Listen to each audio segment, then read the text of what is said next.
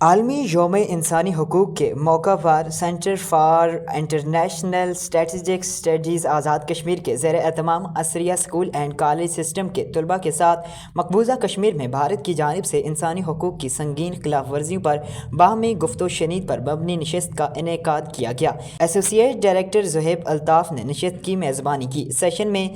CISSAJK کے researchers محترمہ صبا غلام نبی، محترمہ طیبہ خورشید، منیب میر اور شہزاد اکرم نے طلباء کو مقبوضہ کشمیر میں جاری ہائبرڈ وارفیئر، بھارت کی جانب سے مقبوضہ جموں کشمیر میں انسانی حقوق کی مسلسل خلاف ورزیوں اور موجودہ دور میں رائے عامہ ہموار کرنے کے لیے سوشل میڈیا کے کردار پر آگاہی دی اور نوجوانوں کو سوشل میڈیا کے مثبت استعمال کی تائید کی گئی۔ اس موقع پر مقررین نے کہا ہے کہ بھارت پروپیگنڈے، غلط معلومات اور گمراہ کن خبروں کے ذریعے مقبوضہ کشمیر میں ہونے والی انسانی حقوق کی خلاف ورزیوں کو چھپا رہا ہے۔ آج جو ہم نے سیشن کیا ہے یہ بہت ہی امپورٹنٹ سیشن ہے، یہ انٹرنیشنل ہیومن رائٹس ڈے کی بنیاد پہ ہے۔ تو ہم جو دیکھتے ہیں کہ کشمیر جو انڈین آکیوپائڈ کشمیر میں انلیگلی آکیوپائڈ کشمیر ہے، وہاں پہ ہیومن رائٹس وائلیشن ہو رہی ہیں اور جو وائلیشن کا جو میگنیٹیوڈ ہے دیٹ از سو لارج۔ لیکن ہم یہ دیکھ رہے ہیں کہ انڈیا جو ہے ڈفرینٹ سوشل میڈیا کے تھرو، مس انفارمیشن کے تھرو اس پروپیگنڈا کو دبا رہا ہے، بلکہ اس کو نیریٹو کو کمپلیٹلی شفٹ کرنے کی کوشش کر رہے ہیں۔ آج کیونکہ آپ کو پتہ ہے کہ ہم انٹرنیشنل ہیومن رائٹس ڈے بنا رہے ہیں اور یہاں پہ کشمیر میں بہت ضروری ہے کہ ہم ہائی لائٹ کریں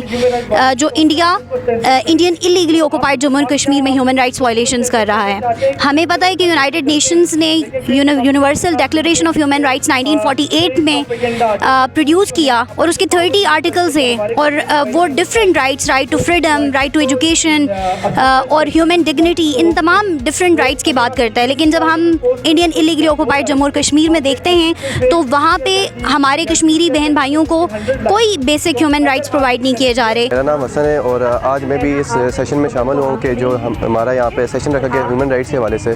تو بیسیکلی ہمیں یہاں پہ ہیومن رائٹس کے بارے میں بتایا گیا ہے اور اس کا ہمیں جو آج کل جو ہیومن رائٹس کی وائلیشن کی جو بنیادی وجہ ہے مس انفارمیشن، اس کے بارے میں بتایا گیا ہے اور ہمیں یہاں پہ یہ بات سکھائی گئی ہے کہ ہمیں کبھی بھی مس انفارمیشن کو پھیلانا نہیں چاہیے اور اس سے مطلب ہمارا کوئی بھی تعلق نہیں ہونا چاہیے۔